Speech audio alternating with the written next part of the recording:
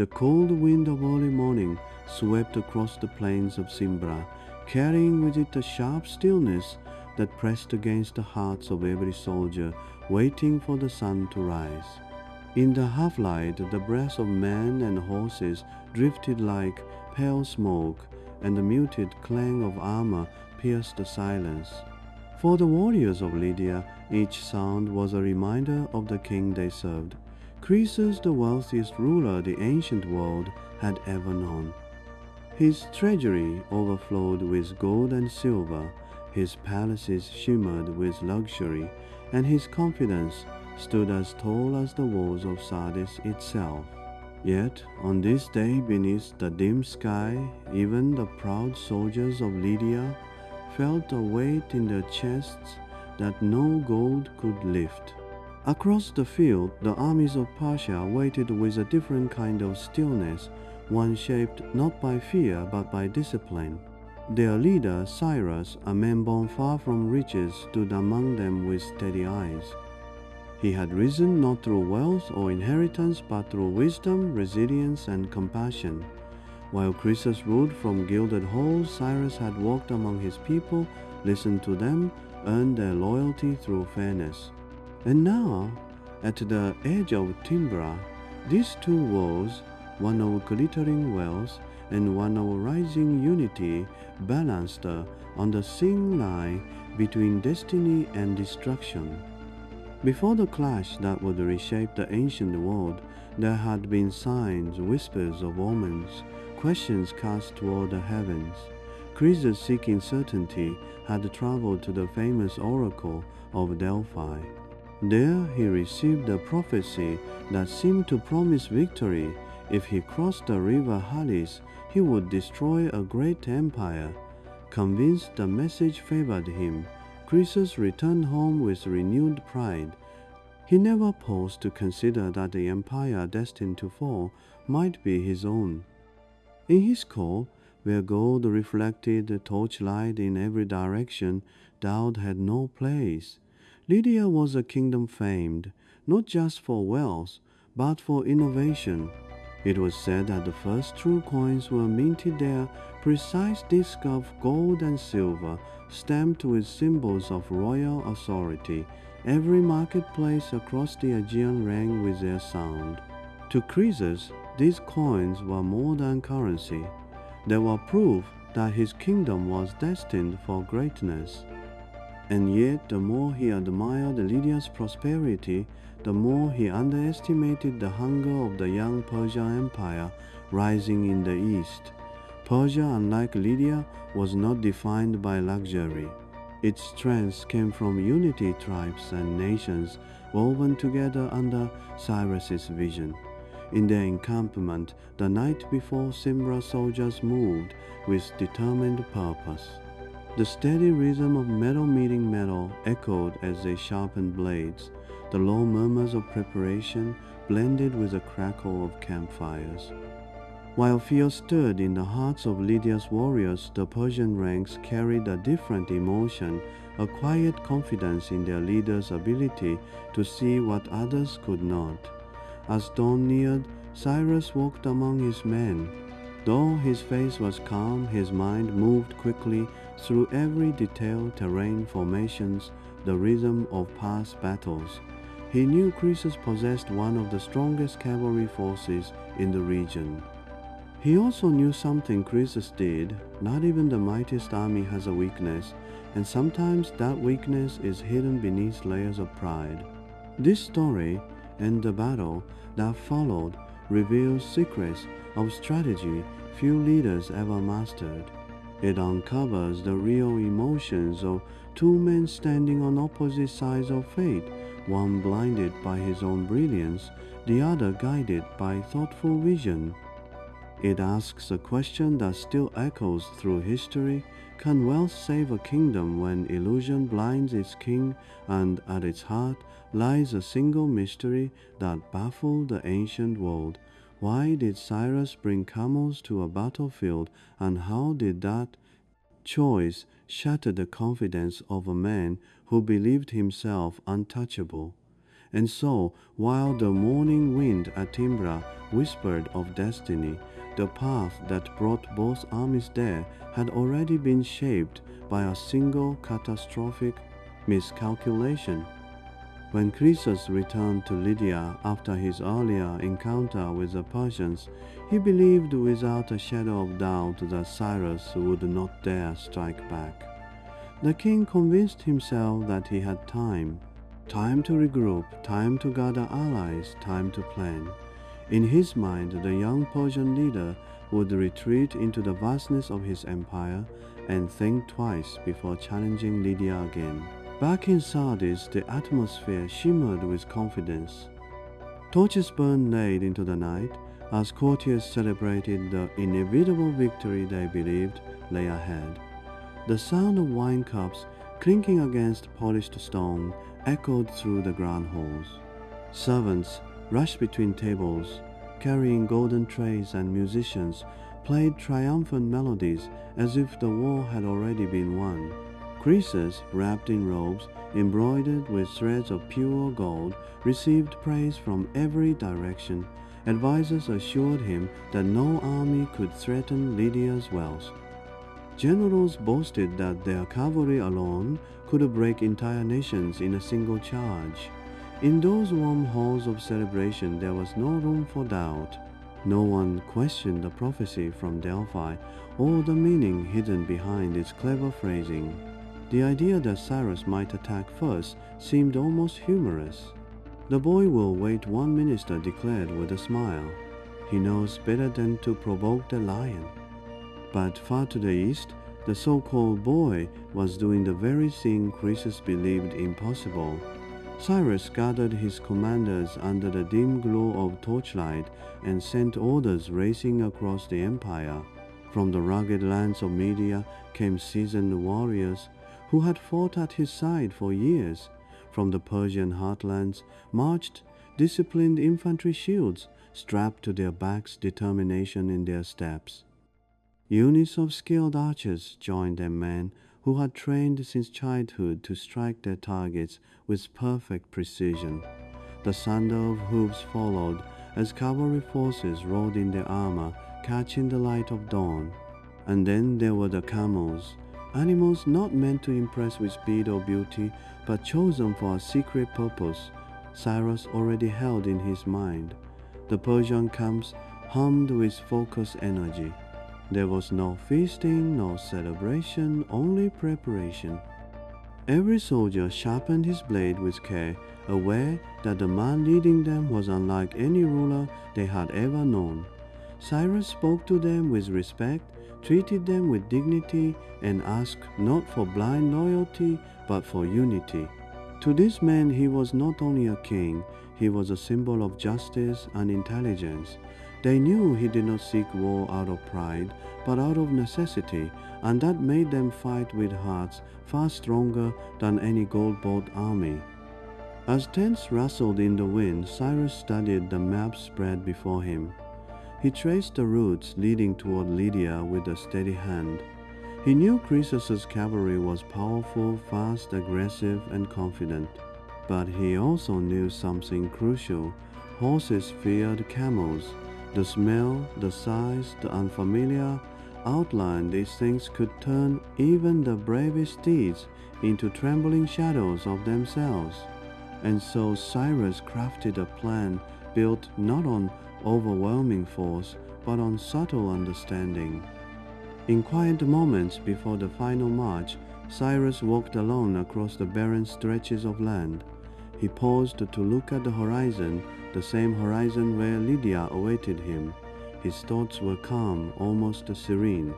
He understood the cost of battle, the weight of command, the responsibility he carried for every life under his leadership. Yet there was no wavering in him. Instead, there was clarity, a deep conviction that the decisions he made now would shape not only Persia but the entire world. Where Croesus saw time, Cyrus saw opportunity. Where Croesus celebrated, Cyrus prepared. And where Croesus waited for the future, Cyrus moved to meet it. the march toward Lydia had begun, and as the Persian army advanced toward the plains of Thymbra, the world seemed to hold its breath for what would come next. By the time both armies faced each other, the morning sun was still hidden behind a blanket of fog, its pale light struggling to break through. A thin mist crawled across the ground, swirling around the ankles of soldiers who stood silently in formation. The rhythm of marching feet echoed through the haze, steady at first, then building in intensity, each step a drumbeat leading toward history. The Lydian soldiers, though experienced and well-trained, could not ignore the pulse of anxiety in their chests. Their hearts beat in sharp, uneven patterns, matching the distant thud of hooves beyond the fog. Yet Croesus rode confidently along his front lines, the gleam of his armor cutting through the dim light. He spoke with bold assurance, reminding his troops of their superior cavalry, insisting that wealth and power had brought them victories before and would do so again. To him, this battlefield was simply another stage upon which Lydia's greatness would shine. Across the field, Cyrus studied the terrain with calm precision. His army, arranged in disciplined ranks, stood ready, and then, with a quiet nod, he gave the signal that would shift the fate of the battle. The camels moved forward, tall, unwavering, their strange silhouettes rising through the fog like creatures from another world. They were placed at the front of the formation, exactly where Croesus least expected them. At first, the Lydian cavalry saw only shapes, unclear, unfamiliar, but as the wind shifted, the scent of the camels reached the horses. The reaction was immediate. The mighty Lydian steeds, trained for war but unaccustomed to the scent and presence of camels, reared back in panic. Hooves scrambled against the earth. Riders fought to regain control, shouting orders lost in the growing chaos. Croesus' confidence faltered for the first time. "What is happening to them?" he demanded, his voice sharp. His generals had no answer. From the Lydian front lines, the once proud cavalry began to twist and collapse upon itself, the formation breaking as horses refused to advance. Cyrus watched without triumph in his eyes, only focus. This was the moment he had prepared for. With another signal, the Persian infantry advanced, shields raised in perfect rhythm. Behind them, the archers drew back their strings. The air filled with the tension of 1,000 bowstrings pulled tight. Then everything erupted. The calm morning shattered into a storm of motion and sound. Battle cries rose into the sky. The metallic clash of blades rang out like thunder. Dust exploded under charging feet, rising in thick clouds that blurred the world into swirling shades of brown and gold. For the soldiers caught in the center, it felt as if the sun itself had disappeared behind a veil of chaos. Croesus pushed his way through the turmoil, shouting commands, trying desperately to restore order. But each time he called for the cavalry to regroup, another wave of panic rippled through the ranks. Horses refused to obey. Riders were thrown or forced back. Lydia's greatest advantage was crumbling before his very eyes, and Cyrus moved with purpose. He directed his flanking cavalry to strike from both sides, sweeping in like the blades of a giant pair of shears. The Persian horsemen carved into the Lydian lines with coordinated precision, folding the flanks inward. Dust swirled around them, turning the scene almost dreamlike, but Cyrus saw everything with absolute clarity. His voice carried across the field, steady, commanding, unwavering. On the opposite side, Croesus felt the ground shift beneath him. The sound of metal striking shields, the cries of soldiers calling for guidance, the collapsing formation, it all struck him with a force he had never known. For the first time as a king, he felt not triumph, but fear. a fear sharpened by the realization that the prophecy he trusted might not have promised his victory after all. And through it all, Cyrus remained calm, a steady presence in the midst of chaos, guiding every movement as if he had seen this moment long before it arrived. The battle of Thymbra had reached its turning point, and as the dust of Thymbra swirled into the fading light, the truth settled upon the battlefield. Like a tightening grip, Lydia was breaking. Croesus, once the proud ruler whose confidence filled entire halls, now sat atop his trembling horse, watching his army collapse in front of him. What had begun as a storm of noise slowly shifted into something quieter, something far more painful. The shouts faded, the clang of metal softened. Time seemed to stretch, slowing every movement, every breath, until all that remained was the unbearable weight of realization. Across the plain, the soldiers of Lydia fought desperately to hold their ground, but the lines had shattered. Groups of men retreated in scattered clusters, their armor covered not in victory shine, but in the dust of defeat. Croesus saw it all. The fear in their eyes, the struggle in their steps, the way their spirits bent under the force of an enemy who refused to yield. The wind carried broken voices across the chaos, calls for help, gasps of disbelief, cries of leaders trying to gather what fragments of courage they still possessed. For Croesus, each sound cut deeper than any blade could.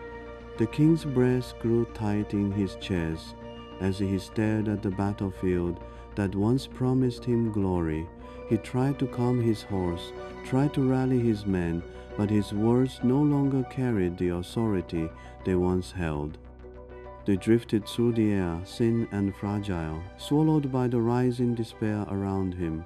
Meanwhile, Cyrus stood in the heart of his army, issuing calm, measured orders. Even in victory, he refused to let chaos consume the field. He raised his hand, an unmistakable signal. His commanders moved swiftly, redirecting their troops, ensuring that the pursuit did not turn into reckless destruction. Cyrus valued discipline above dominant structure over savagery. He did not seek unnecessary suffering. He sought only the end of the conflict. Hold the lines, he commanded. Keep order. No needless harm. The words carried across the ranks steady and firm. Persian formations tightened as the Lydians continued to retreat. Step by step, the battlefield changed shape from a place of furious struggle to one of somber surrender. And then the moment arrived. Croesus, overwhelmed and outmaneuvered, found himself surrounded.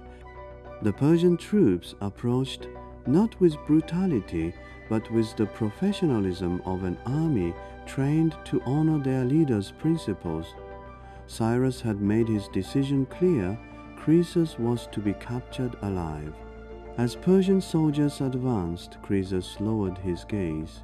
His hands trembled not from fear alone, but from something deeper. He had believed himself untouchable, protected by wealth, by prophecy, by prestige. Yet now, as he was taken into custody, he understood the truth. He had refused to see power built on illusion cannot withstand the weight of reality. The retreat of the Lydian forces became a somber march of exhaustion and heartbreak. The once proud cavalry now moved like shadows. Many cried openly, cries not of physical pain, but of the realization that the world they knew had shifted forever. Families waiting in Sardis would soon learn that the kingdom they trusted was slipping into the hands of another. Croesus was escorted back toward his capital under guard.